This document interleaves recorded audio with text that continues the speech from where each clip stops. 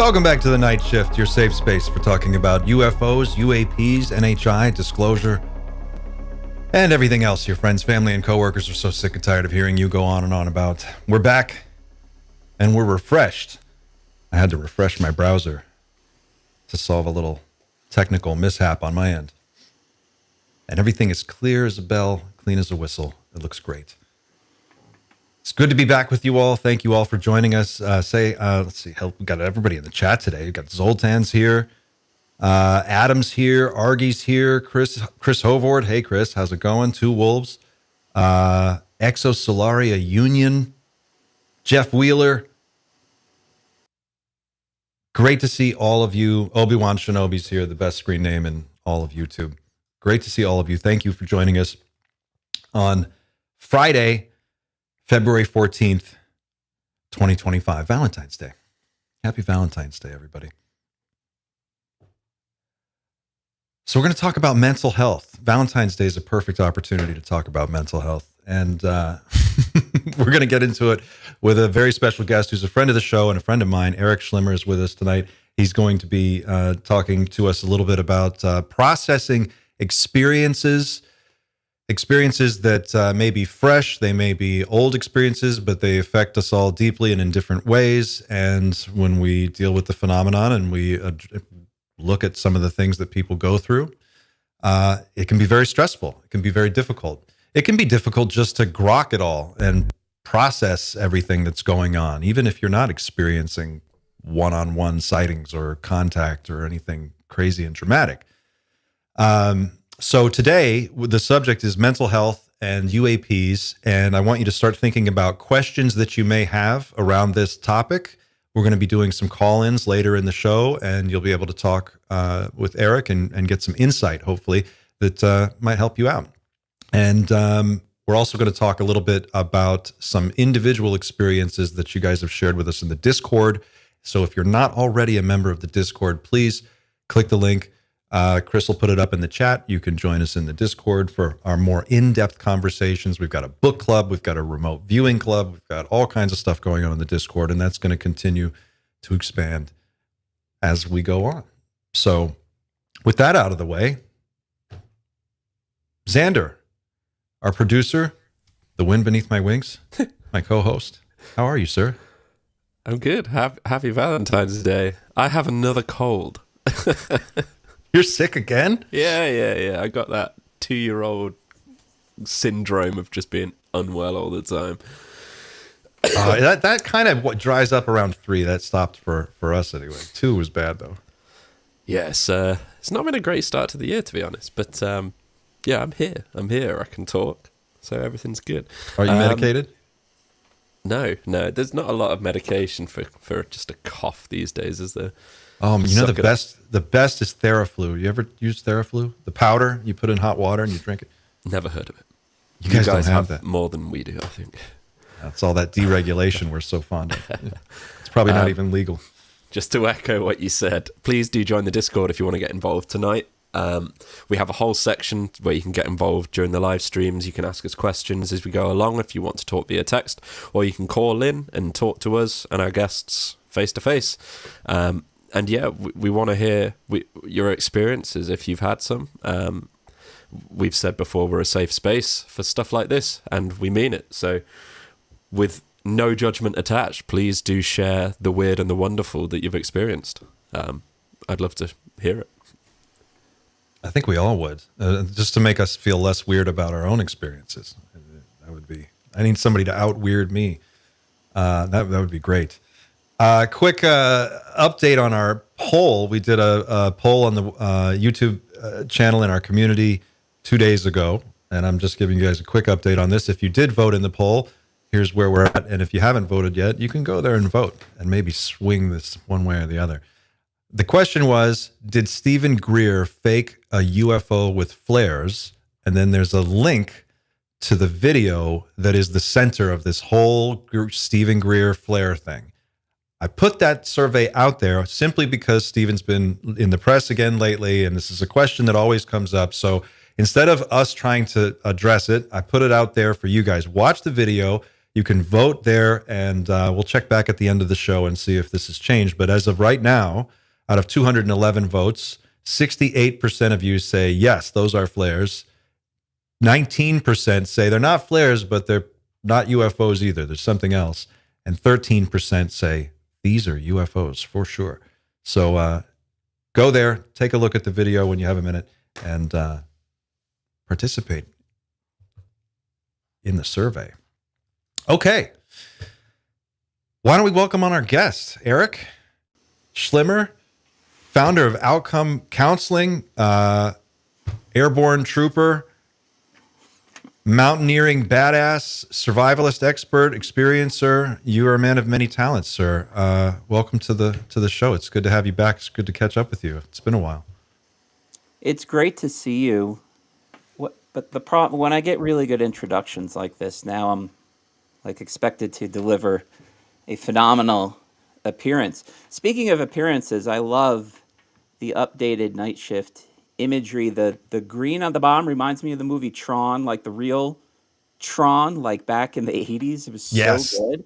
The real Tron. And the music, we talked about this earlier. I think Xander made the music. That's all Xander, yeah.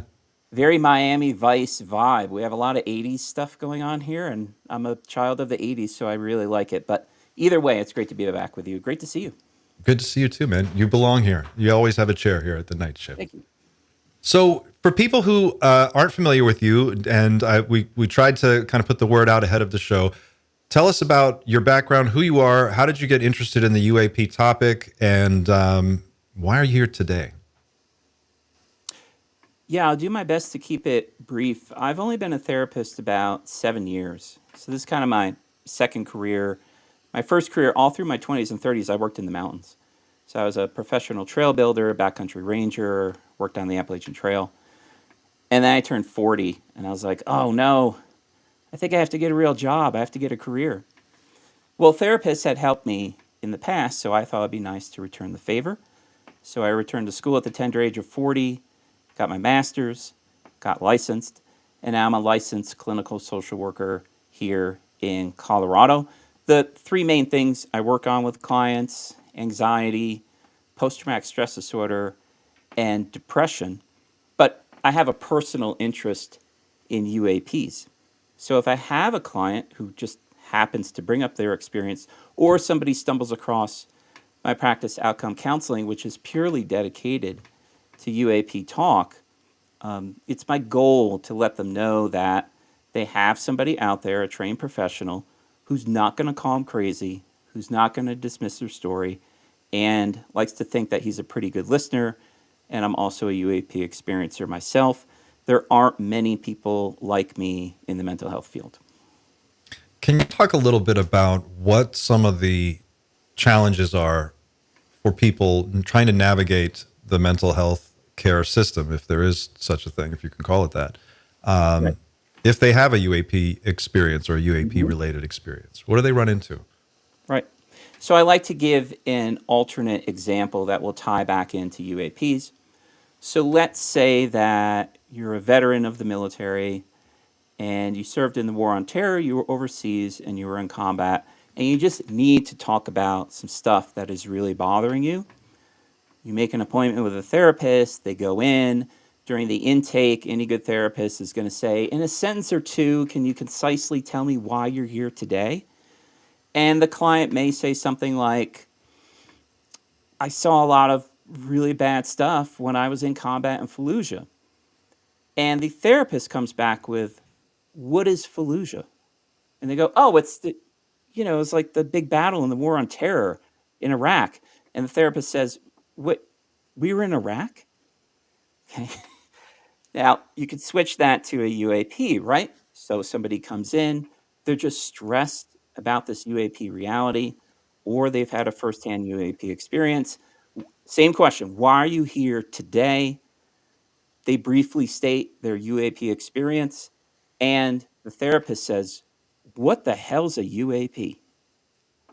Now you're starting from scratch, and now you're explaining to the therapist exactly this background that you were hoping they would be familiar with in the first place.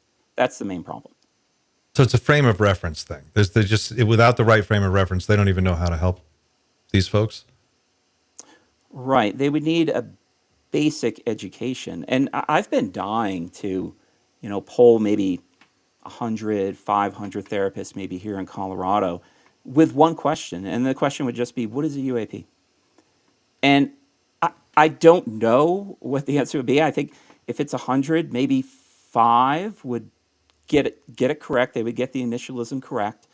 And out of those 5, if I said, well, what can you tell me about them? I think maybe it'd be down to 1 or 2 that are well educated in it. I mean, we're fighting against about 80 years of dismissal and ridicule.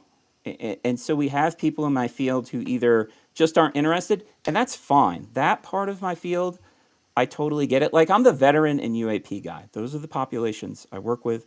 I have colleagues, they specialize in other populations. So not everyone could be interested in everything, okay? But it would be best to have certain mental health practitioners who are educated in UAPs. And they could advertise that, and they would be easy to find. But that mechanism is not in place at the moment. There's so many questions I have for you. Let me start with one broad question. Mm-hmm. From a mental health standpoint, what types of challenges do people face with regard to the UAP phenomenon? In other words, what brings people in your door in the first place? Okay. So I mentioned that the 3 things, and it's just going with the population. A lot of people suffer from anxiety, depression, post-traumatic stress disorder. Okay. A UAP experiencer is less likely to experience depression because depression is about the past. Okay. And this comes through if you were to ask somebody what they're depressed about. What are you depressed about? I never got the job I wanted. My parents never loved me. I never got the red wagon I wanted as a child, and that's why I hate my parents. Okay. But then if you ask them, what are you anxious about? It's always reference for the future. Someone's going to break into my home and kill me. I'm going to get a horrible disease and die. My husband's going to leave me. Okay?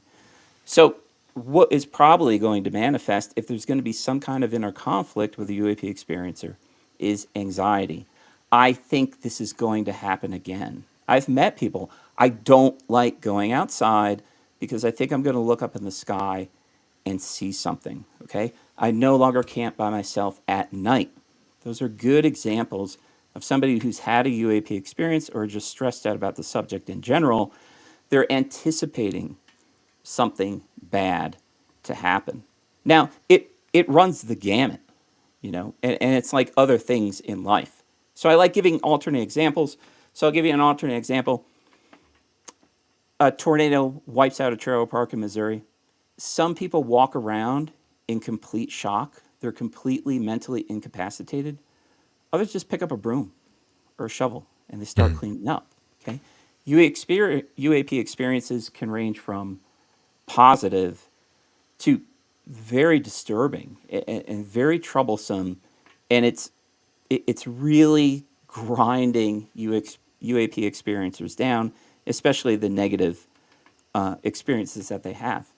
Now, you and I were talking a little bit before this. Is imagine you're feeling anxious, overwhelmed, ontological shock, etc.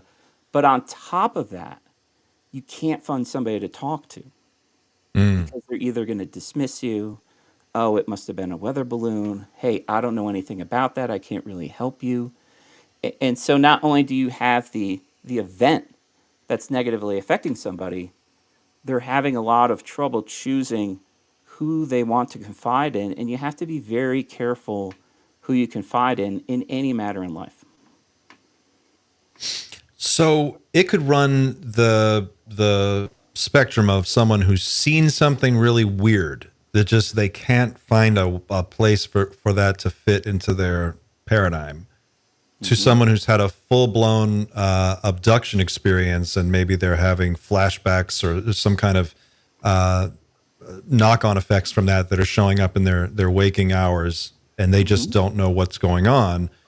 You're saying that the inability of the typical average therapist or mental health professional to even have that conversation just stems from a lack of awareness on their part. So you just being able to walk in the door and sit down in front of somebody who knows what the hell they're talking about is like a quantum leap. Right, right. So therapists, our main goal is to not determine if this really happened. We're not detectives in that sense. We're just giving an arena where somebody can say whatever the hell they want. A good therapist isn't going to give advice, not going to be dismissive. Okay. So all therapists, any good therapist, has that base level of listening skills, empathy, can reflect statements back, etc. But to really have a connection with a therapist, like the combat veterans love working with veterans who are therapists. Okay, that's maybe why they like working with me, right? And so if you're going to have a very good connection, like a long-term, sincere, open connection, it's best that maybe you don't need a shared experience, but at least you know the subject matter together. Does that make sense? Yeah, because you could have a shorthand. In a sense, you could develop a better shorthand. Yes. Yeah. Well, you had your own experience, and you told me about it on a previous podcast. Can you recap what your experience was and how that affected you personally? Sure. So I'll try to keep the story as brief and maybe concentrate on how I felt afterwards. So I'm a hiker. I'm a backpacker. I've been doing this all my life. I live here in beautiful Colorado, and it was just another backpacking trip for me. It was supposed to be 2 nights out, and I ended up doing both nights. Went out the first day, climbed a mountain, climbed another mountain, and then set up camp in a beautiful area on the shoulder of a 13,000-foot peak. There was a little bit off and on rain, and so what I typically do if it's going to rain, I don't carry much. You would just think I'm a day hiker, very small pack, and I string up my tarp like a low A-frame, crawl in, and I'm done for the night. I'm exhausted. Around what I can guess is 1, 2 a.m. I'm camped in a dense clump of trees to cut down on the wind and rain. And I wake up and there is this, the only way to describe it, a thick orange light, like a light that looked like it had substance, kind of like light through fog, but it didn't look like that. It's so difficult to explain. Now you would think that I would sit up and say something like, "What the hell is this?" I was completely disinterested of this orange light streaming in my campsite, middle of nowhere by myself, and I immediately fall back asleep. I'm thinking a minute or two later, I wake up again, and this is a theme that occurs over and over and over in firsthand UAP experiences. The experiencer has a compulsion, right? They have a need to do something, like they'll go outside and look at the sky, right? It's so hard to explain. And that's how I felt, that I needed to wake up and look in a certain direction. It's so hard to explain. I wake up and focus, and there is a giant red orb. And I recently listened to Chris Bledsoe's interview on the Sean Ryan show. Yeah. I saw the same exact thing. It is the same exact thing Chris Bledsoe saw, which I didn't find out till a week ago. And it's just this pulsating, kind of looks like fire, lava, plasma. Have you ever looked at his Instagram? I haven't. You go there. He's got videos. He does it all the time. They show up day after day. He's got probably 150 videos of these things. Interesting. Well, of course, orbs are the number one seen shape, and then red among the orbs is the number one seen color. So just going with the odds, that's what I saw. But I really did see it. If it couldn't get any weirder, my consciousness left my body and zoomed up to it. Initially, it was 2 miles from my site because I knew it was over a specific peak, so I knew the distance. And now I was like a quarter mile away, and I'm just staring at it. I immediately fall back asleep and sleep soundly, and then uncharacteristically sleep through the night. When you camp, you're always tossing and turning. Slept through the night, woke up late, which is also uncharacteristic. No recollection, zero, which is also very common. And I didn't remember the event until 2 full days later when I got home. I did the rest of my trip. No idea. The closest thing I had to thinking something happened, I thought maybe a rabbit or an elk went through my campsite. I thought something stopped by, but I thought it was a bunny. And when I got back, it's also, again, I hate to repeat myself, very difficult to explain. It's like somebody cut the top of my head off and poured a 5-gallon bucket of cold memory into my brain. This rushing imagery, the orb, the peak it was over, the light, waking up, looking at everything came back crystal clear. And it was super stressful. So what I experienced, the diagnosis would be acute stress disorder. Acute stress disorder is basically a short-term PTSD. Okay. I slept with all the lights on. I didn't sleep for 3 days. I didn't sleep for 72 hours. Lights are on in my house. I can't look at round objects. It's upsetting. It bothers me. I can't look at a certain color red. It bothers me. I somehow went to work. I was working at a private practice at the time, and eventually the owner, who's a good friend of mine and highly experienced therapist, took me aside. And she's like, "What is up with you? You look terrible." And I took a couple days off, okay? And the symptoms began to subside. In hindsight, I think of it as a very positive experience, but I might be, if there is a typical experiencer, something along those lines where there are a couple reoccurring themes of forgetting it, of suspicious disinterest in the subject, not discussing it with people, and then everything comes rushing back and you are completely overwhelmed. It's like you're drowning in information. Was there something in particular that triggered that memory? Or did it just happen? Was it more like when you just got home, it all came back? Good question. I just went home.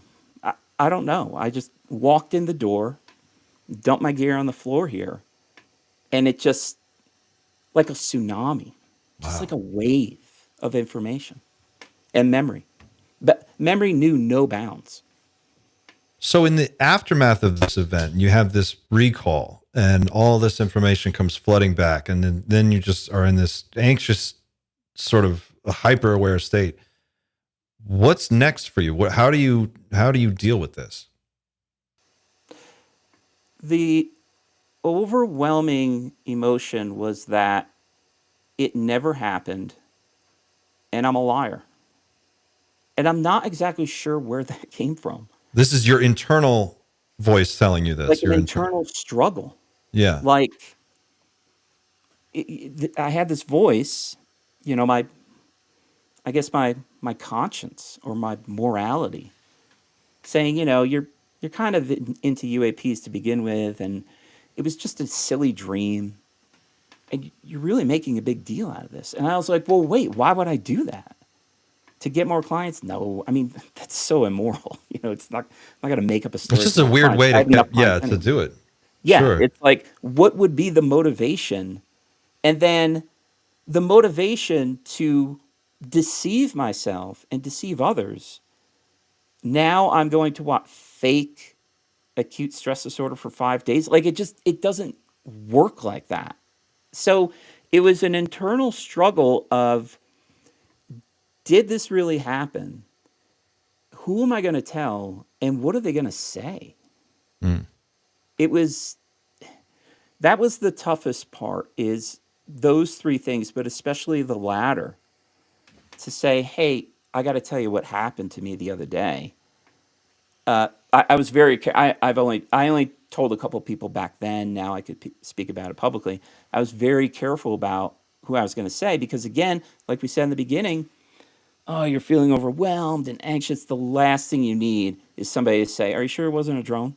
And then you're like, you know what? Just forget it. I don't want to talk about it. And then you become isolated.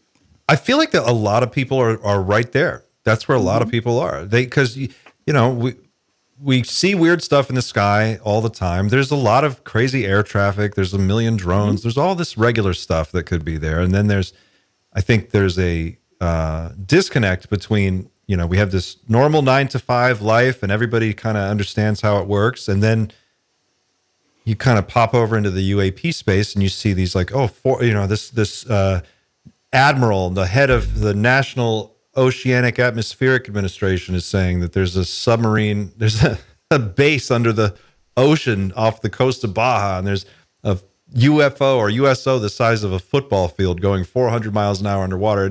Mm-hmm. And you're like, okay, so that guy's definitely for real. Mm-hmm. This is how do I make all of this connect for me? And I think a lot of people seem to be in this sort of in-between state. I certainly am, where you're anxious about what it all could mean and how it could change and affect things, excited about the possibilities.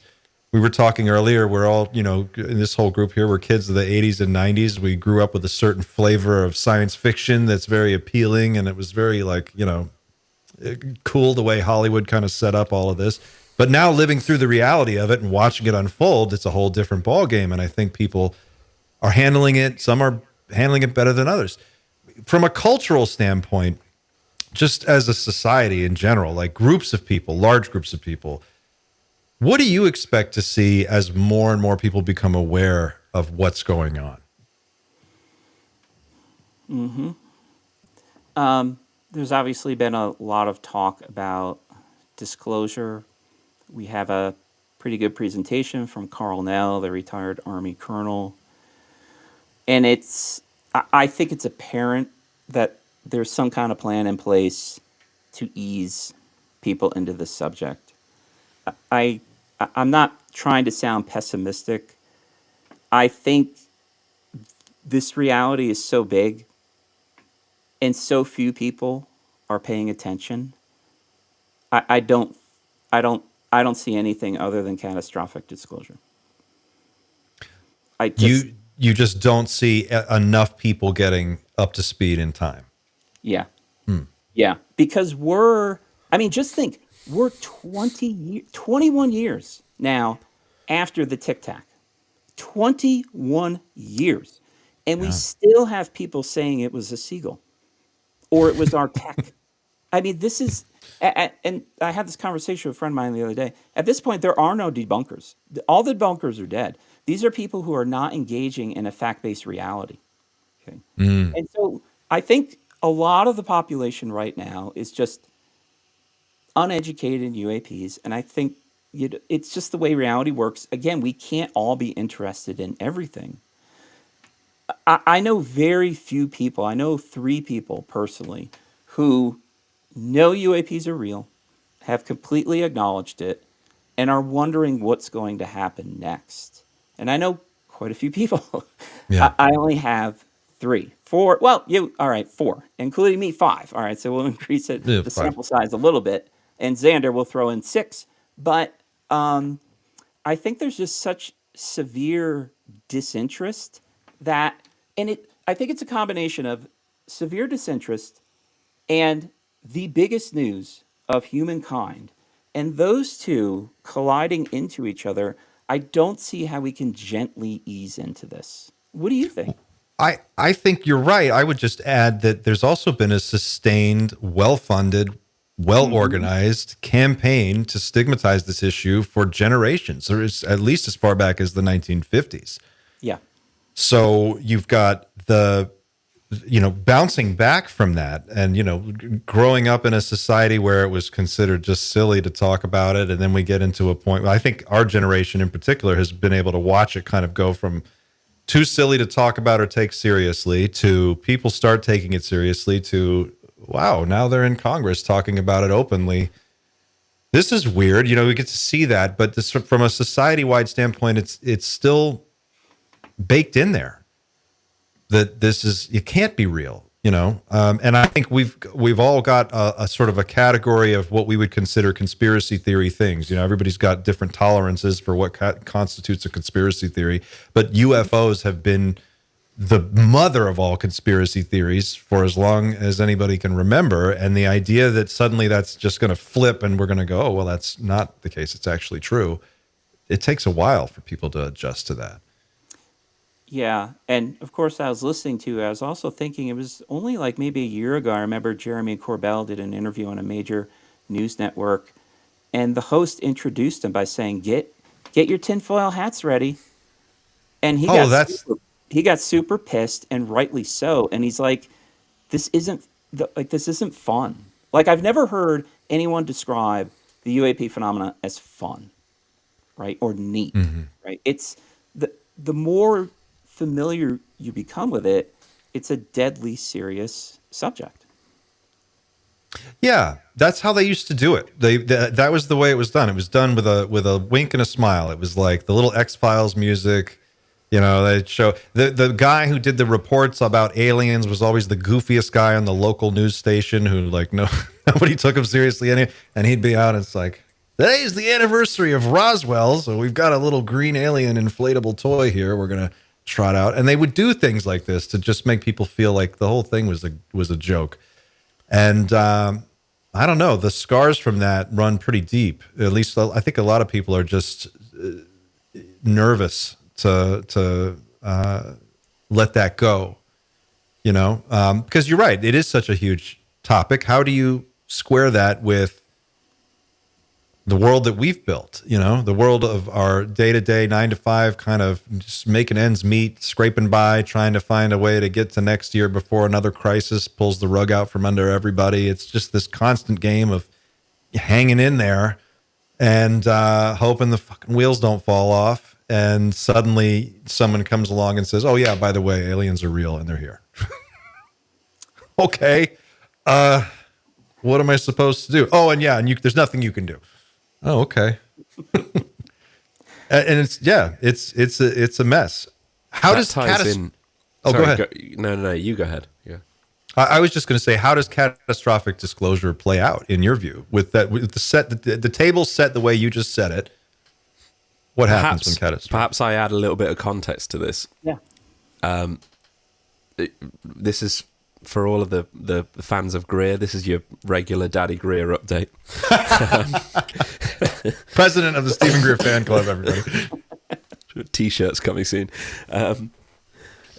He did a podcast yesterday, actually, and he actually referred to catastrophic disclosure would be the form of disclosure that comes from the government, which I see what he is did a there. bit of a juxtaposition because everyone thinks that disclosure needs to be controlled, but he's of the opinion that disclosure controlled by the government is actually quite catastrophic because all it does is plays into what the government wants. And obviously, to be honest, that makes quite a bit of sense to me, just in terms of the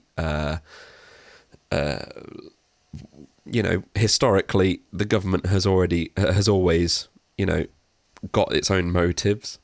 But we also had a question from the community, and this person actually sent in a few questions, but this question was quite relevant. It was from Planet Popstar, who's in the Discord, sorry. And she asked, what kind of social trauma do you think would occur if we all experienced true contact at once, seeing and engaging with beings, not just their UAPs? And do you think this is why we're seemingly being introduced slowly to the full scale of what abilities and characteristics of this phenomenon tends to have? I think that's a good question to ask at this point. Is that for me or Clint or both? It doesn't matter. Oh, well, you want to go first, Eric? Yeah, That's a big question. I know, it's like, where do you start? I was going to ask the same of you. That's a very difficult question because it would involve, I guess, a global shift in knowledge or a global shift in awareness. And I think eventually that's going to happen. I'm not sure, though, how it would happen at once, right? So we already have people in the United States, and I've had experiencers say this to me, and I think it's rather clever. They go, I don't need disclosure. I got it in fill in the year 1982, 1979, whenever they saw a UAP. So we already have people like myself, a lot of people tuning in here, who are already aware of this reality, maybe have had some kind of odd phenomenon and maybe some contacts. So we have those people already, and I can only grasp that they're a little bit different. I don't think they're completely different people. All right. So on that small scale, it's just on an individual level into a certain level of change. But if this were going to be global, I mean, my God, I guess it would be like starting from scratch, like starting all over about what you know in so many facets. So maybe our origins, maybe religion, maybe consciousness. I mean, these are all very heavy subjects, and I'm not exactly sure what that would look like. I can't even fathom a guess. My, this is just a guess, all right? So I'll guess. I anticipate disclosure to be on a very fast global scale. I don't know what's going to happen. I don't have any particular insight into disclosure, but I think it's going to be very rapid and global and complete. I don't think it's going to be piecemeal. I don't think it's going to be, oh, we're going to release this document and then these people see a UAP in Phoenix. I think it's just going to be a massive information drop out of the control of government. I don't think they're going to be able to control any of it. That sounds messy. It does. It That does. sounds really messy. But- Oh, man. But the phenomenon is so powerful and bizarre. I mean, look at my story. It's like a UAP that's 20 feet from me. I don't even remember it. That's what's the so, phenom- well, that's it. I think that's actually at the heart of it, because the question's going to be after disclosure. Okay, well, what have they been doing here? What are they doing with our people? When people are taken on board these things, you, for all you know, and you just said it, you may have been taken on board. Your consciousness certainly left your body. So something happened. You experienced this PTSD, flood of memories and symptoms and anxieties afterwards. I mean, who knows? Terry Lovelace's book, The Incident at Devil's Den, which I think you and I talked about way back when, he had almost the exact same experience. He and another person that he was camping with. And so you've got these questions of, okay, well, if they are taking people, first of all, are they? It seems like they are. Where are they taking them? What are they doing to them?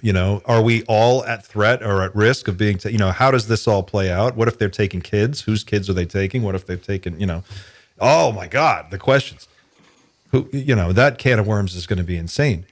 I think there's probably the best comparison to anything that is in recent memory would be the collapse of the Soviet Union.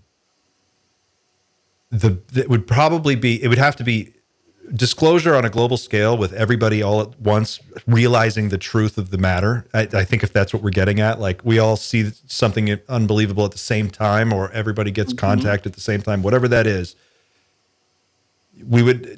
all our belief structures would collapse, I think. Like most of them, the big ones that undergird the whole structure of society would fall apart. And that the closest thing to that is what happened when the Soviet Union, everybody just stopped believing in it one day. It was like, we're all going to play by these rules. We're going to agree that this is a big government and we're all part of it. And then one day it was just not anymore. And people stopped shooting each other at the Berlin Wall and they started tearing it down instead. And it was like this whole consciousness shift took place over a continent. And then you have, and this is just my perspective as an American who was young at the time watching it and then thinking about it as an adult many years later. But what followed was a period of real instability, uncertainty, depression, alcoholism, economic turmoil. I mean, it took 40 years to turn all that around. And I mean, we're still dealing with a lot of the fallout from that. Not to mention, there's still so many villages within deep Russia that miss the Soviet Union. They've never adapted. It's wild. There's a loyalty to it because they were included in a system that doesn't include them now. Yeah. Like, what happens if I was asking somebody else this earlier in the week? We were talking about this, and it's like, what if the deal is What if we find out that you can have the technology and you can have the advanced society, but you've got to give up money. You got to let all that go. Like you can't, an economy in the sense that we are used to understanding it isn't even feasible in the presence of the technologies that we're talking about. Are you going to have a situation where all of the world's capitalists get together and go, yeah, that sounds like a good deal? Like I just don't see them letting go. I don't see them going quietly. Now, I'm not saying that we have to eradicate capitalism and that's my ultimate goal, but I'm saying that like the types of things that we're talking about, the ideas are so big that to really think about the scale and scope, you've got to talk about the biggest things we can think of and then consider or at least entertain the idea of throwing those away and replacing them with something else. There's also the fear of just like what happens to a society when it comes and collides with another society, another culture. We could be subsumed into some other civilization in a period of time. I mean, who knows what survives? I think that's why it's so important to decide like what is important to us as human beings, as a common human family. What kind of what do we want to take with us? The aliens can travel faster than light, but they don't have Jimi Hendrix. We've got Jimi Hendrix. So we're going to bring that. What do we bring to the table if we could get to their level? What can we have? What did we offer that's worth preserving? I think those are the questions that are really going to come into play after a mass contact event or a mass, whatever you want to call it, mass showing event. That's a really interesting idea. I don't think I've ever heard somebody ask that. So I'm a student of history. I'm particularly interested in Spanish conquistadors of the 1500s and when they invaded the Western Hemisphere. And that was about as different as two cultures could be, technologically wise, religion wise, values and beliefs. We all know that did not end very well. And just think, they were both human. So if we have these UAP occupants who are something other than us, with this incredible shift in technology, that I'm confident they operate the craft telepathically and communicate telepathically. That's a massive difference. But my point is, that's a really interesting idea you have, or discussion or examination.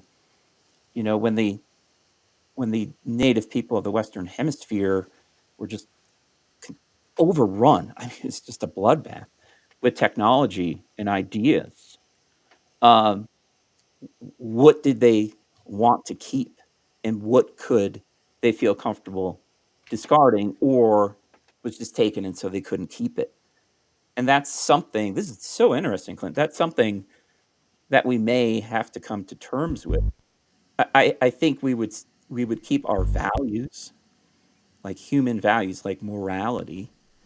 When it comes to stuff, we love our stuff. I think we'll get rid of those eventually. I see UAP disclosure as something about our origins and knowledge. Something about origins and knowledge. That's what I keep coming back to and kind of sorting through all the bull crap about UAPs. It's so hard to distill stuff, but I keep thinking it's going to be something along those lines. And you were saying, well, if they come and they travel faster than light and they do all this stuff, I mean, and we have all these big matters to tackle, what if they say something effective, there is no God? How the hell is that going to be processed? Some Or people what about say, well, I told you so. And others are like, okay, this is where I draw the line. I I don't know. and what about the people who treat them like gods? That's going to happen. Hmm. There's going to be people who go that no, those are gods. That's what Right. this is what gods do. So we're going to treat them like gods, and then you're going to have this schism where people are going to worship them like it's some kind of religion. It's going to be, I think, very messy how we handle it. You're going to have every billionaire in the world is going to be like, how can I be the next 100 trillionaire if I just get my hands on the UFO technology? I feel like our culture just can't coexist with this, with the reality of what this is in its present form without falling apart completely. I agree. I agree. Xander, did you had a question you wanted to throw in?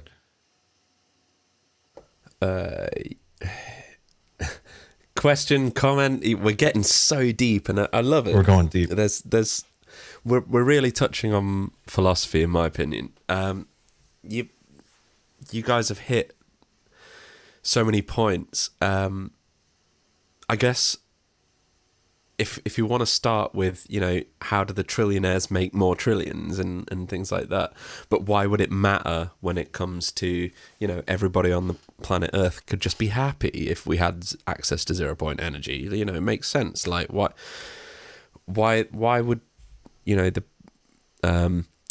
let's call it the industrial complex for energy, why would they want to continue with finite resources when we have access potentially to 0 point and infinite and abundant energy that could lift the entire world out of poverty? And it's a hard question to answer, but you kind of got to get into the human condition a little bit when you think about, at least in terms of humans, hierarchy and status seems to be important. And, to these guys that have unlimited access to money and power and everything, nothing would technically change for them if 0 point energy took over the planet and everybody was super, connected to the grid. Nothing would really change for them except the playing field would be leveled, which isn't something that's necessarily desirable for somebody that wants to be top of a hierarchy. Mm-hmm. So that would be my point on why, oil and coal and gas still, like, the people want to control that and not have any alternative. And then we touch on religion. And if we're talking about the power of 0 point, and it really does mean that we can control gravity and we have abundance of energy, I would have to side on the non-disclosure advocates when they say, if they said, this technology is too powerful. Because regardless of what truth is told by NHI, aliens, whatever you want to call them, there will be a sect of people that continue to believe in the extreme parts of their religions. And this is Pandora's box. If you give somebody the keys to unlimited energy E equals mc squared, you bundle energy into a single place, you can create a bomb. And if you're a fundamentalist and you have that dogmatic view, it doesn't matter if you're told truth or not. And if you get given that technology, kaboom, that's the human race just wiped out, because this is Pandora's box. As I said, you can't control this kind of technology. It's absolutely insanely powerful. As Daddy Greer says, this is literally game, set, match kind of technology. Do you think, though, that, Xander, that would it be possible to have certain groups that are sanctioned and allowed to build these devices and then, maybe provide power to everyone in a safe way? Absolutely. Well, the way we use nuclear power, similar. But, and this is a big but, we are on the verge of an AI revolution where you will be able to ask, within 10 years, you will be able to train and ask an AI how to build a nuclear weapon. There's no avoiding that, I'm afraid. It doesn't matter who's in control of it. We are 10 years away from me getting access to at least the physics of building a nuclear weapon. And that's quite scary. That's quite scary for nuclear weapons. Imagine you get unlimited power. For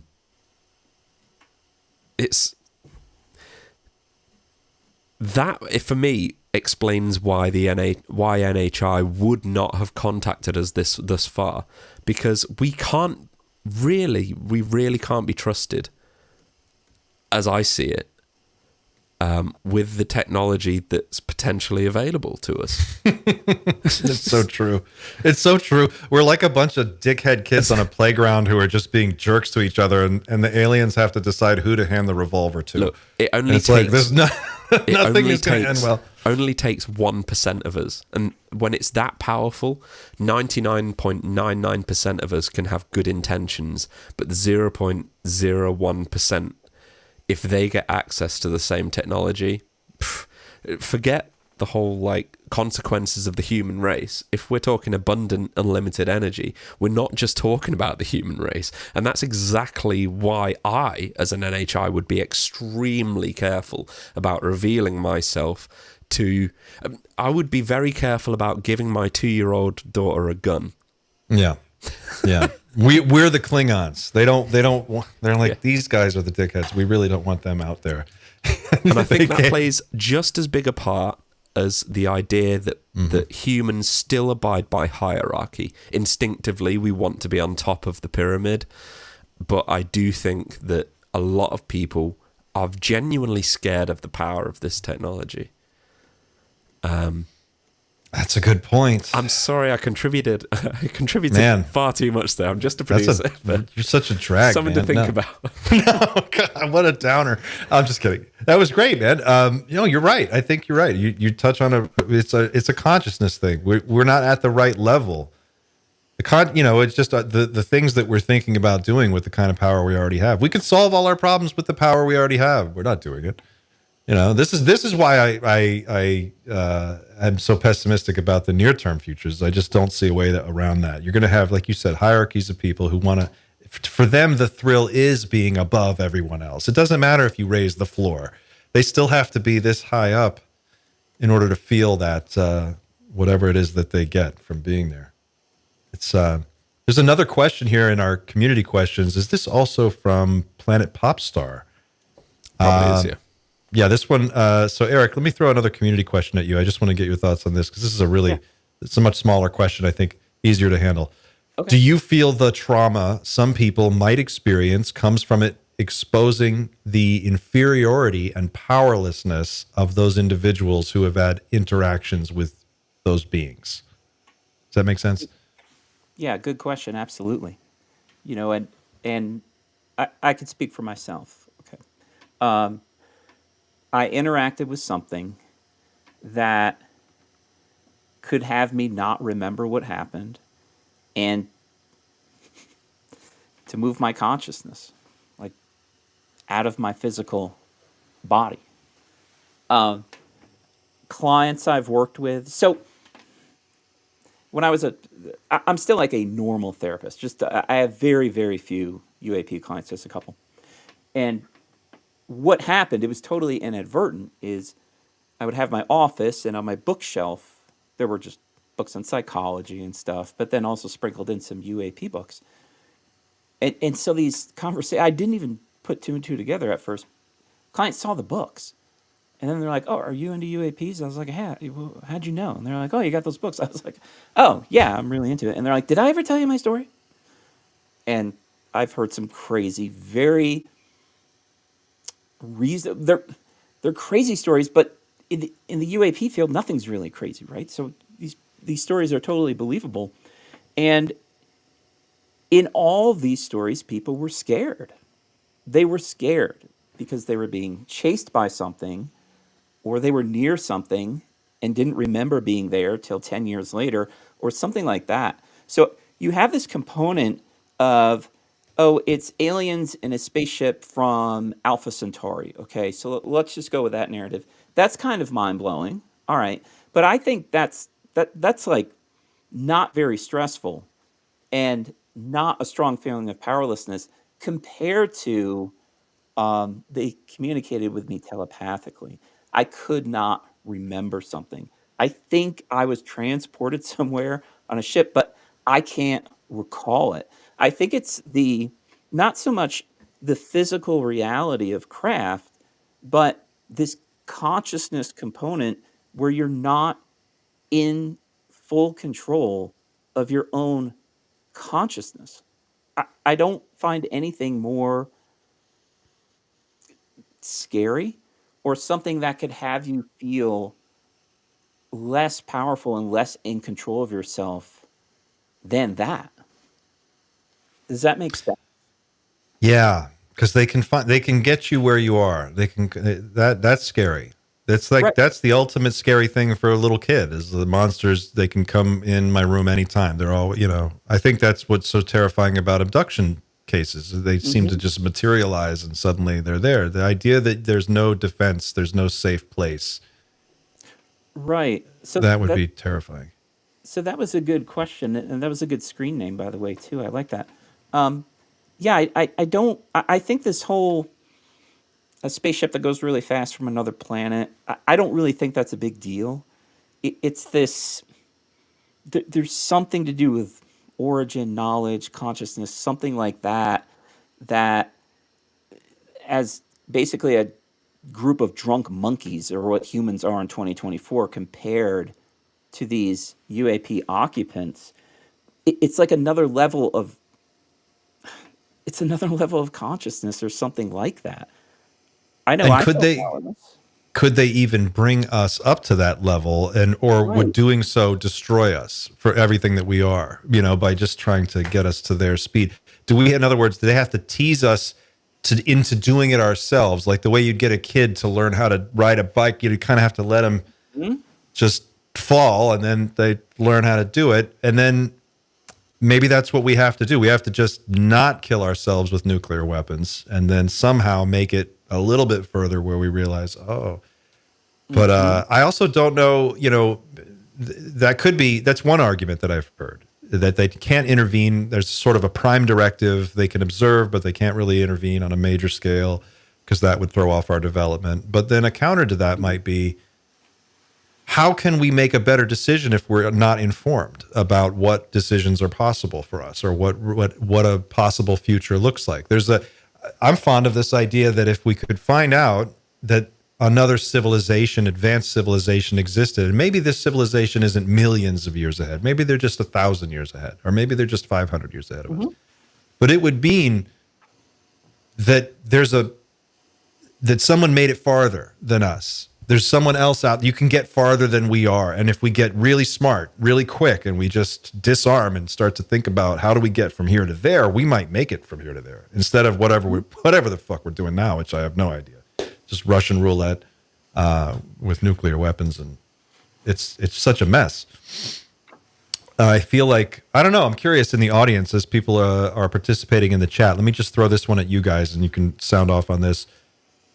Would you rather, do you think humanity needs to figure out our own situation first, solve our problems, and become advanced on our own terms? Or do we need to see that there's another civilization out there that has a better way of doing things? And is that the better move for us to try to emulate what they're doing, or to merge with them in some way?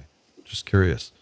Pat Gallagher in the chat says, Clint, what if they are like prophets, wormhole aliens in Deep Space Nine? They live outside of linear time. Oh, okay. Well, that makes sense. That's like in, what's the Chris Nolan movie where he's in the Tesseract? That one. It's kind of outside of time. Interstellar. Interstellar, that's the one. I don't think that time is a factor for these beings. I think the technology that we've already seen demonstrated, whatever that technology, wherever it starts and stops, at least the little sliver of it that we've been able to see, shows that if you can control energy and you can control gravity, then you can control time. And if you can control time, then time is just another lever that you can pull. And you might look at time completely differently. Instead of us looking at it like an 80-year lifespan and we have a beginning, a middle, and an end, and we're just sort of falling apart along the way until we get to the end, they might look at it like all time is available all the time. And you can just, for them, it might be a topographical map where they can just go to different points and probable histories and probable futures. And maybe that's what they're looking at. And maybe, for us, we have to wait 15, 20 years between sightings of a similar craft. But for them, it's like just jumping over a little gap and suddenly they're there. I don't know. I think we're going to find out that, Xander, to your point, not only is it 0 point energy, but it's going to be, we can control time too. So there's a double whammy. What happens if you've got a bunch of competing nation states that have access to time travel technology and unlimited energy? How long do you predict that lasts? There's no question that quantum physics is consistently unlocking stuff that we just simply don't understand. I'm trying to find an article that really describes it correctly, but the headlines, I mean, I remember seeing it last year. They've been, they're always messing with electrons and photons with these sort of experiments because they're the subatomic particles, but we've witnessed photons arrive at detectors before they were sent. So we know that time doesn't function in the exact way that we perceive it. We know that 100%. We've known that since the double slit experiment. And if anybody doesn't know about the double slit experiment, spend 3 hours looking at it, and you won't understand it. We don't understand it now.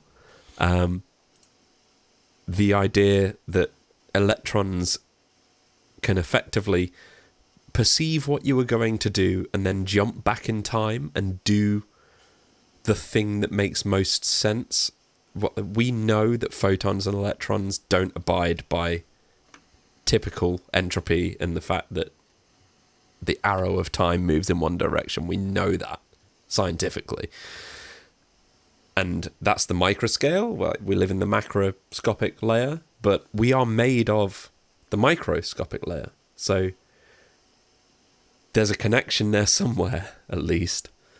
There was somebody recently brand new science who was they were talking about something related to this, and they were saying you can communicate with yourself backwards in time, and sometimes you might get flashes of insight or weird deja vu feelings that it's actually yourself in the future reaching back and letting some information pass back to you in the past. And this person who I wish I could remember who it was, but they were saying what they started doing was meditating, trying to send information to themselves yesterday. And by developing a habit, a routine of doing it, then there's always a temporal outbounder, one day ahead version of themselves sending something back to today. And it was just the coolest idea, and I had never heard anybody say anything like it except you just said something similar right now, and it just jogged that memory for me. But I wonder if there's any way to test that, if you could do it. I don't know. See, it always ends with a stoner talk. But to me, these are the most important questions, and this is what we said at the first stream we did of this year is this shit's about to get weird. So weird. We say it every week at this point. Like last year was entirely nuts and bolts. It was hearings, and this is where the DUMBs are, the deep underground military bases. This is where the craft are stored, and I could tell you that in a skiff and stuff. But it really is getting weird at this point, and this is why I think Eric's work is going to become so important, is because we're about to get so fucking weird that we've got to just accept that some people will say they've seen like 8 different kinds of aliens. Well, we're there. That's what's so fucked up. We're there now. On the next episode of Stoner Science, The weird thing is, like, the jerk reaction is like they'll say something crazy, like they've seen eight different kinds of aliens. It's like, maybe it's not that crazy. If you've seen one kind of alien, why not 8? Look, to be honest, it'd be more crazy if you've only seen one kind, given the size of the universe, given the size of just the galaxy alone. But the idea now that we're dealing with multiple dimensions and everybody's talking about that's why we call them NHI instead of aliens now. I still prefer the term aliens, but to be honest, it's probably both. My sense is that people who have actually seen a real alien, the ones who have actually really seen it, probably can't even talk about it without freaking the fuck out. You could probably hook them up to some machines and find them, just their body goes haywire when they talk about it. I can't imagine. Can you guys, I'm just curious for both of you guys, just for your own personal perspective, being in the presence of a true, actual, let's just say a gray, pick any alien that's hypothesized to exist, to be put in the room with one where it's 6 feet in front of you and you're looking at it and it's looking at you, and your body has never been in the presence of anything like this, your instincts are probably going to go insane. What do you guys think the reaction is, the natural reaction of an average person in a situation where if there was nothing else going on, they weren't modulating their emotions remotely, it's just you're allowed to experience it and feel what that feels like? I think fear or terror, but I don't know why. I've thought about this. So I don't want to meet in person the alien NHI UAP occupant. I just don't. I don't need that. You got enough friends. Like I'm trying to figure out what to get my girlfriend tonight, you know? So I don't need I don't like, want to got time for this. yeah, I don't have time for this stuff. But I've thought about this, and well, I'd like to hear Xander's answer as well, and then I would ask you guys why. Is what I don't know. I just feel most people would be terrified, but I don't know why. I completely agree. Genuinely, as much, and Clint already knows this. I'm erring on the side now where I think that NHI are completely benevolent. I don't think there is a single malevolent aspect to this phenomenon whatsoever. Currently, I've not seen any evidence of it. Let's just call it that. Not to say that we shouldn't be careful, of course, but yet I agree. I think if I saw something that advanced and that alien, I think I would have the fight or flight response. I don't think as humans we're brought up to really experience that, but I've frozen in my life. I've frozen with fear. In the middle of the night when I've woken up, I've frozen with fear, looking into the, just shadows that you see near the stairs as your door's slightly open and you see something that isn't there, or possibly is there, who knows, and you freeze and you have to sort of think about it for a while. But I agree, and it's the same as Dan Burrish said, Clint, with your deep dive with Dan Burrish, he was terrified when he saw this thing, and it's just another animal, but for some reason I agree with Eric, there's something about it that's inexplicably terrifying, and I think the part of it that's terrifying is that we don't understand it, and that it's potentially a fight or flight response because we know that everything else on this planet we can dominate, whereas this thing, all bets are off. Little 3.5 foot tall, Yeah. looks like a little toddler, and it's going to manhandle you psychically. Exactly. Yes. Like that's got to feel really fucking weird. And I can't imagine. I imagine Eric, in your outdoorsman experience, doing all of the adventuring that you do, you're probably not scared or freaked out by much. But if the average person woke up and saw a bear sticking its head into their tent, they'd probably lose their fucking mind. I think maybe, do you think being just recognizing that it's something so alien would just by itself be terrifying, or is it the idea that we're not in control? There's something smarter than us that's in control. Yeah, and I was thinking about the grizzly bear analogy. It's just, I don't know. It's so hard to explain. It's just different. So to answer your question, there are risks. Like I just got back from the desert. There's no water, and I'm out there by myself. I feel really comfortable. So I think it's a matter of just spending a lot of time in a certain environment, and you feel okay. If I see a black bear, it's not a big deal. I know black bears don't attack people, but if you've never seen one before, you're probably just going to bolt, right? And I'm like, why are you running away? Like, what is the big deal, right?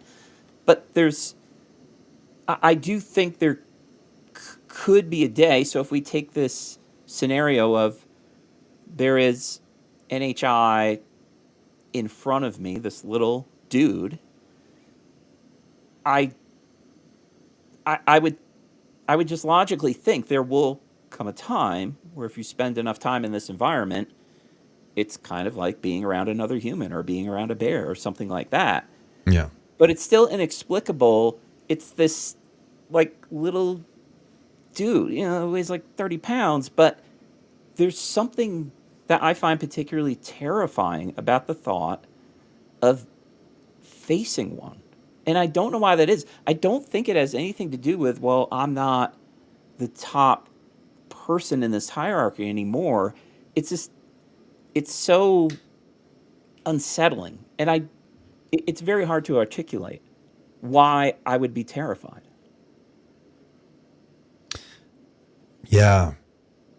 Yeah, because there's the unknown, that just confronting the unknown, which is terrifying, as Andrew, you said, but that can be overcome with familiarity. And then there's the fear of I guess maybe it's the ontological shock of, I was told my whole life this wasn't real, and now I'm standing in front of it. And that's got to be hard to square. There's that fear. But I guess that would eventually subside too, with enough familiarity with it. I think that's the thing. It's like, yeah, you have to not only destigmatize this issue, but you've got to get people up to speed to where they don't panic. And that's going to take that could take a generation or two to really prepare a population.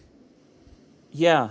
And on that note, you know the cantina bar scene? I think it's in the original Star Wars, where it's like all these aliens hanging out and stuff. I think that exists somewhere. And this is probably going to have me lose my license as a therapist. But I really I hope it exists somewhere. I want to go there. I think that bar is out there somewhere. This place is so friggin' big. I can't not imagine that there are different kind of species of humans sort of already interacting with each other somewhere. To say that's not possible, I think is naive. Yeah, I think it is totally possible, and I hope that we can participate in that someday. There was a great question from the audience here that, let's see, it's highlighted here. And then we got another one from our chat. Let me do the one from our community question first, and then we'll get to the chat question. This is from Perplexed. 1, do you believe that the human mind has the potential to perceive phenomena beyond the physical realm, and could this relate to UAP experiences? And then part 2 of that is, from a psychological perspective, what might explain the overlap between precognition, lucid dreaming, and the kind of visions or downloads reported by experiencers? Could this suggest a shared mechanism in the human mind for accessing nonlinear or non-local information? Take it away, Eric. It's great stopping by. I'm really glad I saw you. I think the first part was, and correct me if I'm wrong, Clint or Xander, it was something to the effect of, can we perceive things outside the physical world? More or less. Yeah, I totally agree. I think that's possible. You see this in UAP experiences. There's something going on besides the physical craft. But the most basic example is you're walking down an alley and you get a really bad feeling. Or you meet somebody and they're just putting out a bad vibe. Or you go somewhere and you're like, I have been here before. Or deja vu that you just mentioned. Something like that. We have this kind of, I think we have an inner, I don't know what you would call it, an inner compass or something like that. We can interact on a certain level outside the physical world. And I think we usually explain it as a feeling or as an emotion or a premonition or something like that. Jake Barber's called it intuition, and there's no quantitative real definition of intuition as far as we know. It's just a feeling. Yeah, absolutely. That we're experiencing something beyond the physical world. You know that I love nature. I'm always outside. I'm always fascinated with the things that animals can do. As salmon figure out where they were born. Like, what? That birds probably navigate. They can see the magnetic field. I mean, animals, an animal knows what terrain it's in, and it changes color. Here, snowshoe hares turn white in the winter. It's mind-blowing, right? And it's not something that they think about or they just do. it's this intuition, this feeling, this compass, something like that. I'm thinking UAP occupants know how to control this and know how to engage with it. I think the limit for us is, well, I got a bad vibe from this person and I kind of feel like I've been here before. I don't think that's very advanced. I don't think it's very impressive, but it's something. So that is the core in essence, or maybe that's a indication of where that talent is, and it's a sense that like you can tap into, and if you could train it and strengthen that muscle and develop it over time, you could maybe start building technologies that enhance that or utilize it, and then you could build a whole branch of the technology tree on consciousness technology, just the way we've built artificial intelligence on microprocessors and language transformers. You could start to take, maybe there's a way to harness consciousness the way we harness electricity or something like it. That's a really fascinating idea. Yeah. Briefly, the two things that come to mind are I'm very confident, I don't know, but very confident that these craft are flown telepathically. I think if you go inside, there are no controls. Nothing. There's no levers, buttons, anything. I think it's a kind of smart material. But then the other thing I was thinking of that I know you're interested in is remote viewing. Yeah. I do believe that humans are capable of doing that. Remote viewing is interesting because we're going to have Birdie on. What is that? Next? Is she coming on next Friday? Friday after next. But we have. I'm sorry, I have to remember his name. His name's George Kosh, I think, or George Bosch. It's a whole thing, to be honest. This is a good time to talk about that. It is a good time to talk about it. Let me put myself on camera so I'm not the voice of God talking from behind the scenes. You need more reverb if you want to be the. I can arrange that, but I need a new XLR first, Clint. I'll get you. So, yes, we have a couple of interesting guests over the next couple weeks. We have George Bosch, who is from the Ubiquity University, and he's organised a psionics summit. And honestly, this has a first-class lineup, and it's a free webinar to attend. We've got Jake Barber, we've got Ross Coulthard, Birdie, who as we said is attending the week after next Friday. Richard Dolan is attending. Chris Bledsoe is attending. Sarah Gam is attending. She was from ORSAP or ATIP. I forget which iteration it was. She was part of that task force. And yeah, we have George Bosch joining us, who organises these sort of webinars for Ubiquity University. And yeah, it's going to be hopefully quite a big thing. What are they? Did he get into what kind of things they're going to be talking about during the presentation? So it's called the Psionics Summit. Do we have a website? We can pull it up? Yeah, absolutely. Let me share this. Oh, sorry. Just bear with me a second. I'll go back to that. Chrome share. Here we go. Right. And is this open to anyone, or is this? Yeah, I think it's open to anyone. It's just an application, and it's just a sort of Zoom webinar sort of thing. But we have all of these speakers talking about psionics, and honestly, this has come out of nowhere as far as I'm concerned. That's a lineup right there. It's one hell of a lineup, and I'm really glad that we've got George joining us. This is George down here next week to talk about it, because this is the frontier, I think, for 2025. And as I said, we're getting weird, and we're talking about transdimensional mapping, which is what Birdie has developed, and we'll talk to her, no doubt, the week after. And yeah, I would imagine this will be a hot topic the week that it happens. I really hope that they can sort of shed some light on how to move forwards as a community with this sort of information, because I think 2025 will be the year that the community is more important than ever. Not just because of my belief in, raising consciousness or whatever. The idea that we could just have, what Jake Barber said it, the skies are not, what did he say? They're not classified. The skies are not classified, and consciousness cannot be redacted. And I think, and by the way, have you noticed the weird pushback on him recently? There's been a lot of pushback on him. I haven't seen it.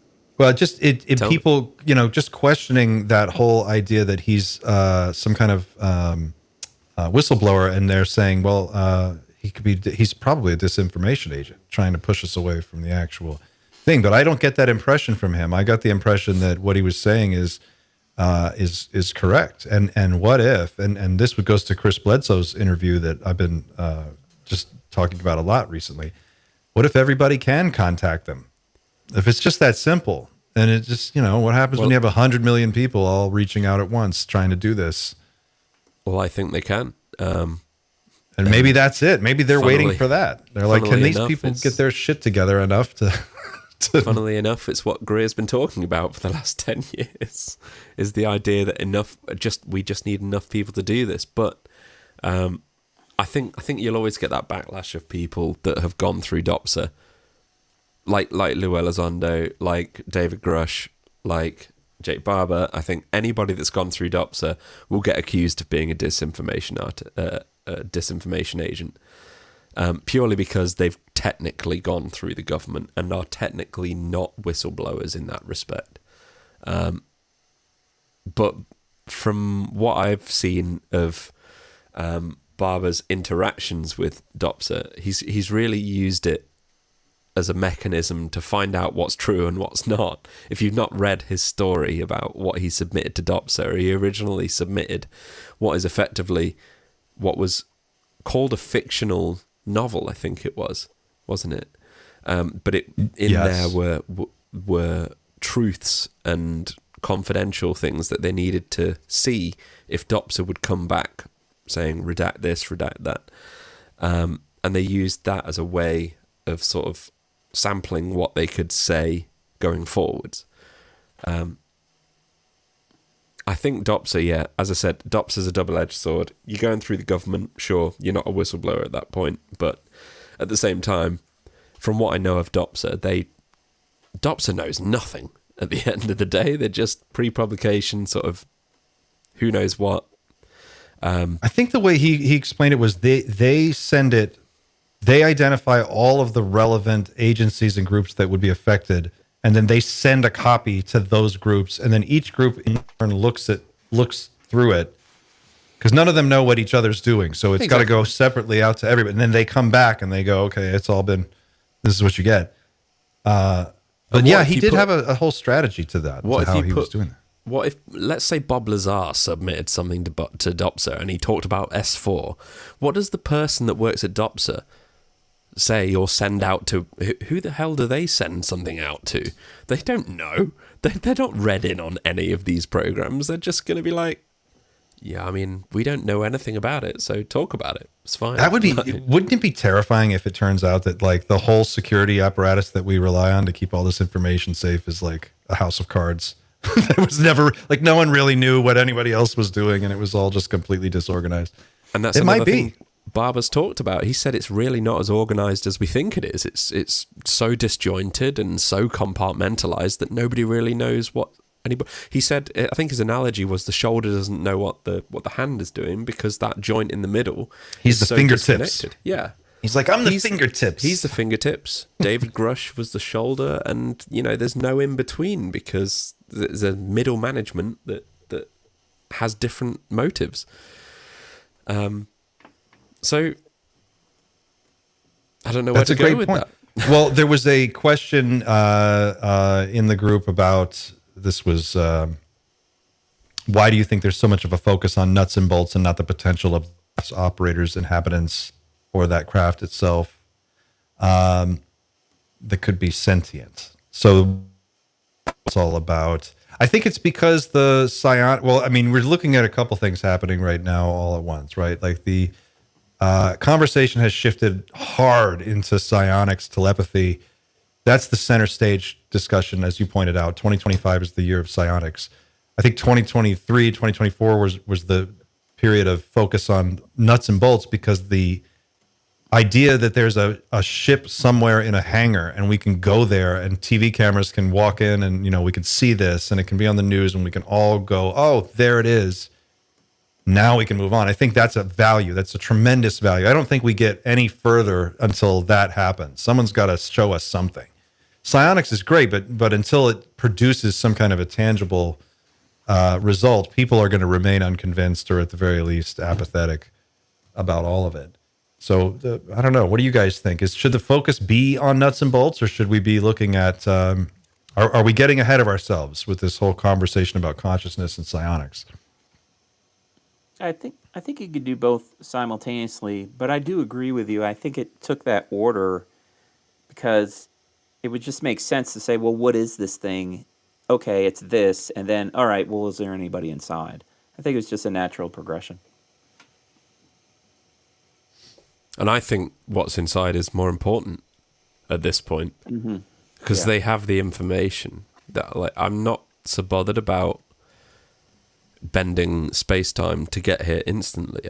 I want to know, there's a question behind, are we alone? And it's, what's the meaning of life more than anything? I think that's a big question. And I think the longer we're alive as a species, the closer we're going to get to that answer. So if we can meet a species that's 1,000 years ahead, that's important. Yeah, that's going to be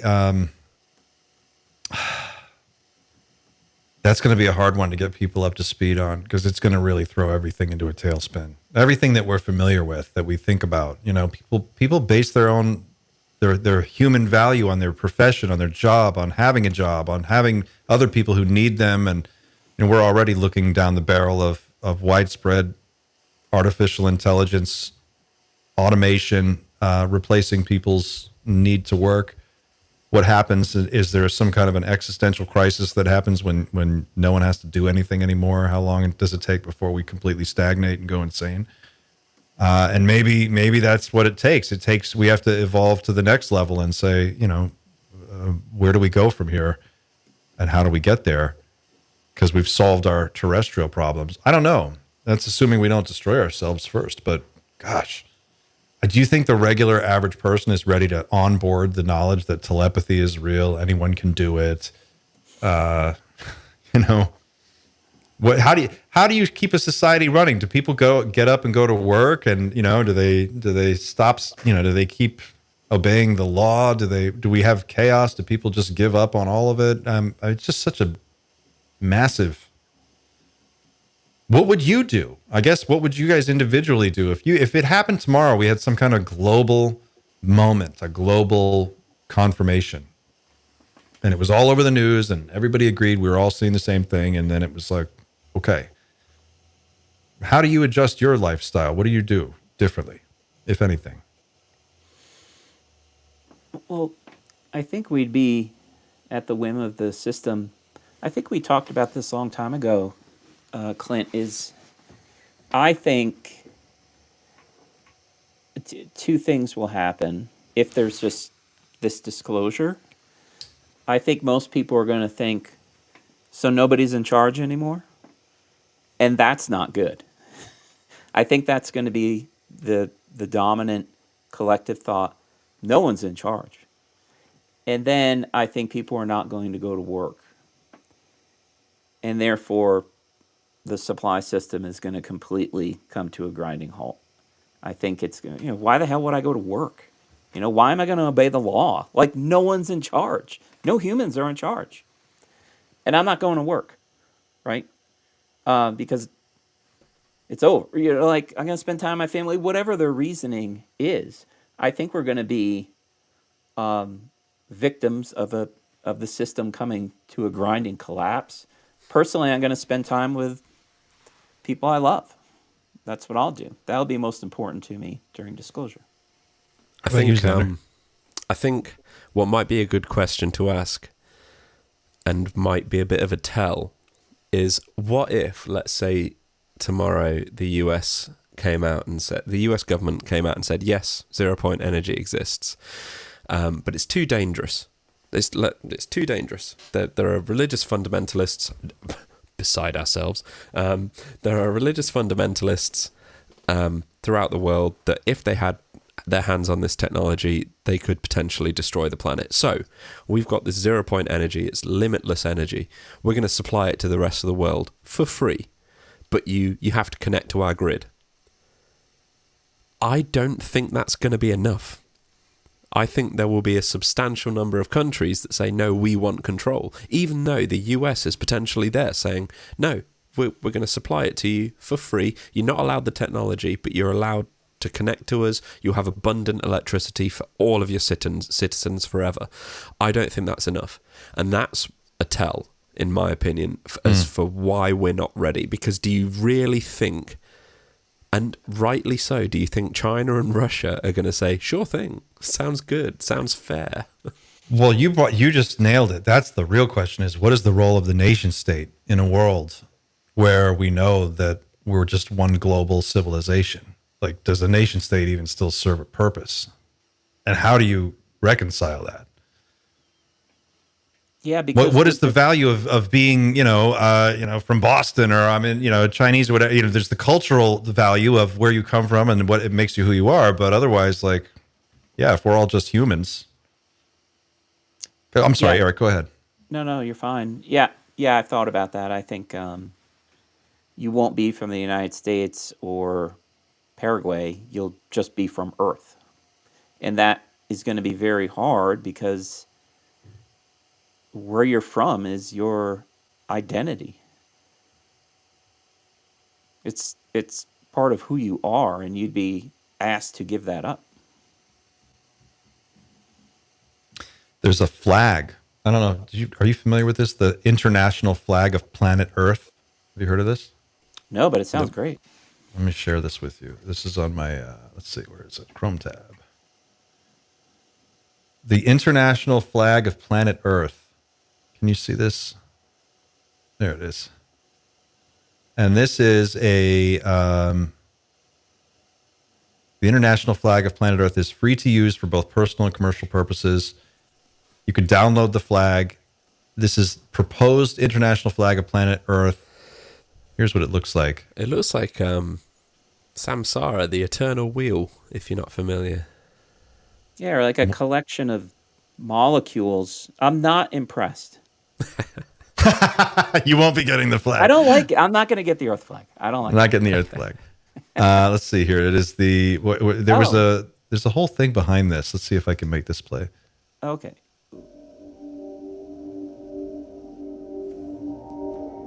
What could the flag of the planet Earth look like? Would it illustrate the planet itself? Or is it a symbol of the inhabitants of Earth? A reminder that we should all stand united. Celebrate life itself. Remind us that all life is connected in one way or another. But life wouldn't be possible without the water on Earth. Therefore, it would be relevant for the blue planet's flag to be blue. But what kind of blue? A flag like this would mainly be used while representing Earth in outer space. It should be a clear contrast to the black of outer space, also to the white of the spacesuits and shuttles, which it would be placed upon. Light blue would disappear into the white, and dark blue would disappear into the black. Therefore, a brighter blue would be more fitting. There are a lot of different ratios or proportions for flags. A few of them would be conceptually interesting for a flag like this. For example, the 1-to-1 ratio is a perfect square, fitting a circle or a planet, if you will. 5-to-8 is the golden ratio, a mathematical ratio that occurs in lots of different mystical ways in nature. The most common flag ratio in the world is the 2-to-3 ratio. All of these options were taken into consideration during the design process of the international flag of planet Earth, resulting in a flag that reminds us to take care of each other and the planet we live on.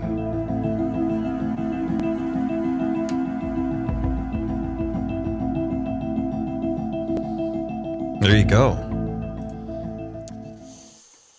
There it is. I do like the symbolism. It's just a little too busy. I liked just the blue. Just like a blue, like I've always liked the Japanese flag. I just think it's cool. It It's is like cool. clean. I just like that blue dot. Or it's just the American flag, and too bad for everybody else. With a American screaming eagle on fire. Yeah, with an eagle. I don't know. Yeah. I like maybe a simpler design would be. Simpler design. Yeah, I just thought that was interesting. I found that in my research for something else, that this designer had put together this flag and was putting it out there. It's yeah, I think interesting. there like the lies some symbolism. value in what human consciousness is. If we're talking about connecting with the rest of the universe, we're still worried about our penny-sized planet and how we represent ourselves to the rest of the universe and potentially multiple dimensions. And we're there like, no, we like the blue, but we need It's going to be a gold flag, bright gold. It's gonna be be huge. beautiful, It's gonna be huge huge. flag, big eagle. I just can't imagine our political system being prepared to handle this. It's just that our politicians are not up to the task at all. None of them on either side. It's just a mess. We've got about 10 minutes left before we've got to wrap. Eric, is there anything we haven't talked about that you want to get into? I want to talk a little bit about the website, Outcome Counseling. Should we go there, or is there something else you want to dig into first? Yeah, we can go there, sure. Let's take a look at the website. If you got it, Xander, we'll pull it up and yeah. walk us through the practice and what's unique about it, and what do you want people to know? So, as I said earlier, I work for a national online practice where I can see clients who are residing in Colorado. The idea of outcome counseling is twofold: to mainly discuss UAPs, but then the other thing is to offer this on a national scale. And I won't get too bogged down in this, but it's important to know this. So, mental health professionals are hamstrung by draconian laws. Okay, so I hold a license in the state of Colorado, but I can't work with Clint, I can't work with Xander, or anybody who does not reside in Colorado. So the client must be in Colorado, and that takes away free choice, right? So it just makes sense. If somebody's in New York State and they think I'm a good therapist, why aren't they allowed to talk to me exactly? And the people who make these draconian rules haven't come up with a good answer. So you can circumvent that by simply not being a therapist, right? So I'm a guy who happens to have a master's degree in therapy, and I just happen to have a license. But when I talk to somebody, I'm not a therapist. I'm just a person like we're doing today, one human talking to another. So I have the credentials, but when I work with somebody, I'm just a guy working with somebody. So again, it's mainly about UAPs, and I'm trying to offer this on a national scale. So on the Outcome Counseling website, you can read a little bit about my credentials. There's an FAQ page. I talk a little bit about mental health and some of the things that we talked about today. There's a UAP timeline. I think there are 113 entries dating back to the Nimitz. So if somebody wants to learn about UAPs, kind of the cliff notes of UAPs, they can do that. And I also share my two experiences there. Usually, a good therapist doesn't talk about himself unless it's to the benefit of the client. So if somebody can glean something or feel like they're less alone by hearing about my story, I would very much enjoy that they would read it. I love your website, and you have so much information on here. In particular, the UAP Certainty Index, I think, is super cool. Can you talk a little bit about this?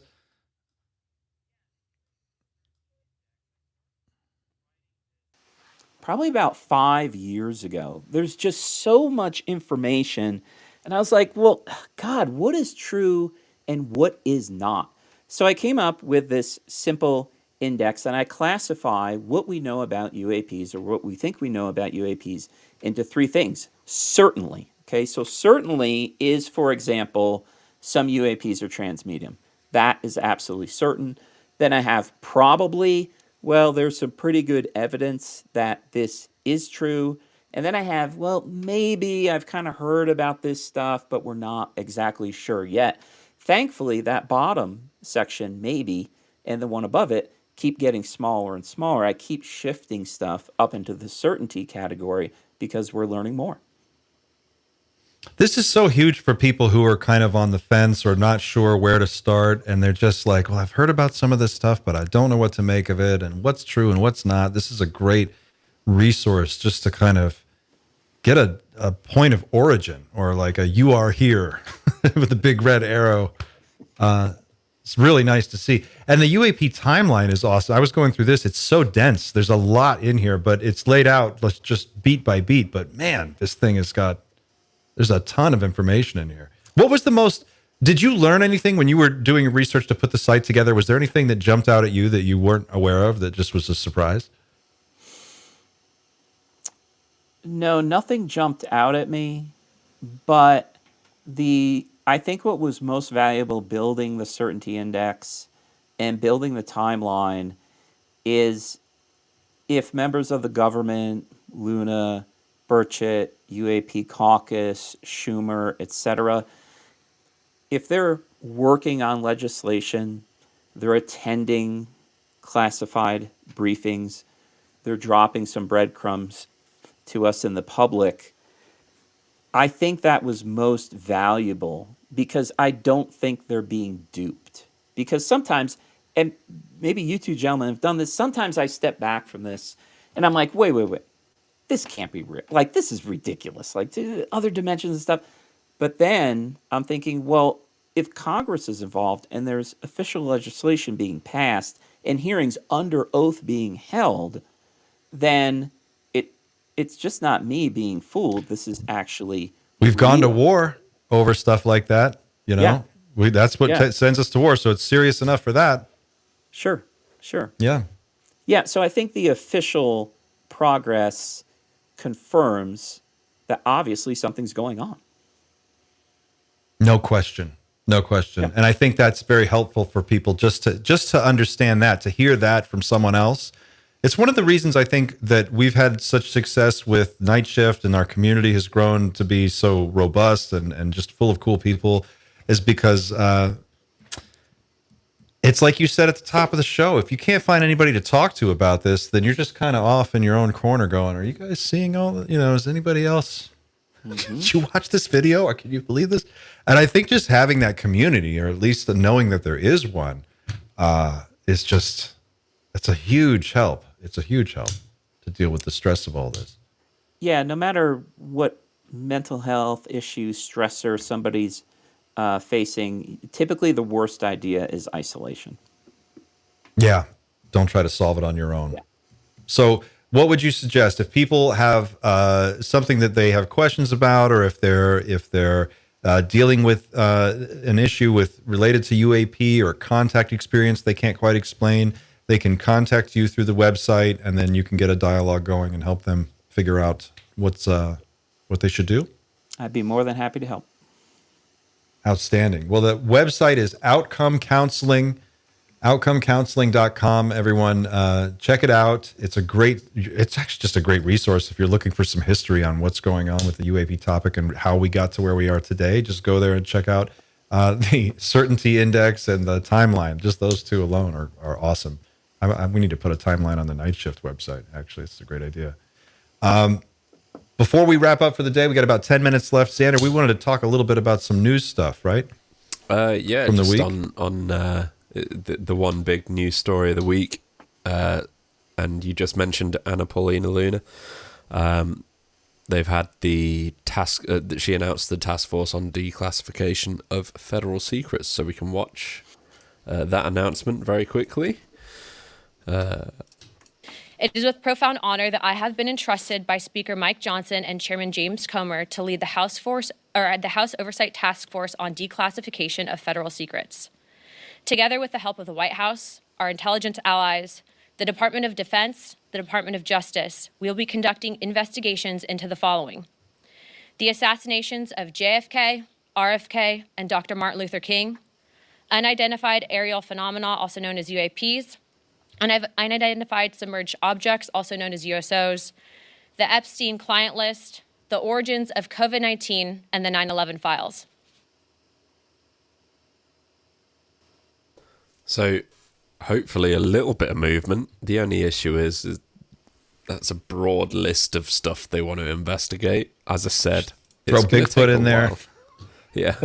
Yeah. It's, What else it's can gonna we do? it's gonna take a while for anything fruitful to come when your spectrum of investigation is that broad. And as far as That's I'm a aware, lot. It sounds like a big move, but I just don't, what's the mechanism by which they're going to find out anything we don't already know? I feel That's like the thing. the information is already out there on JFK. We just haven't declassified. I know this is backed up by executive order, I think, but at what point does this circumvent regular classification law? I don't know any of the details of that. I can't profess to know. I'll admit it feels like a step forward, but I think this is like a year's kind of thing. I don't think this is a next week we'll get some answers kind of thing. I feel like it's taking, I don't know. I feel like it takes advantage of the hype cycle right now, but I don't know how this accomplishes anything new. Like, we already knew that we needed to declassify all the UFO stuff. Everybody knew that. This is nothing new. Announcing that you're going to do it is like, great, well, just go ahead and do it. Why don't you announce when you've done it? But I appreciate it. I appreciate the attention to it. So I don't want to seem like a jerk about it, but it's kind of like, okay. What I do like is if apparently if they are stonewalled, they will say. So they won't, with the whole like in day 2 in office, Trump said, let's find out what's been going on with the drones. And they came back with the generic response. Mm-hmm. To me, their response was, okay, we were stonewalled, but we've got to say something because we can't look like we don't know anything. To me, it seems like this task force may be prepared to say, okay, we asked and we were told we weren't allowed to know, which I think would be a good change to see, would be to demonstrate the disconnections in the US government and how it seems to be holding up the idea of truth being and transparency. Eric, what do you think? What's your I take? love Luna. Luna's great. I'm a big fan of Luna and Burchett.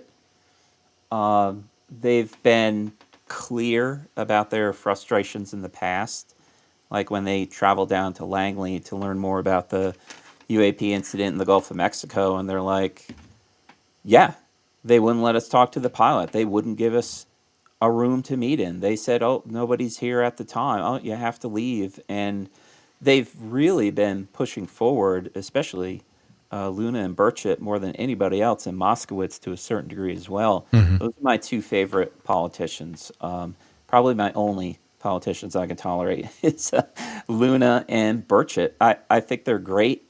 Burchett did like a 5-hour interview on the Sean Ryan show, almost exclusively about UAPs, and he's also co-founder of the UAP caucus. Mm-hmm.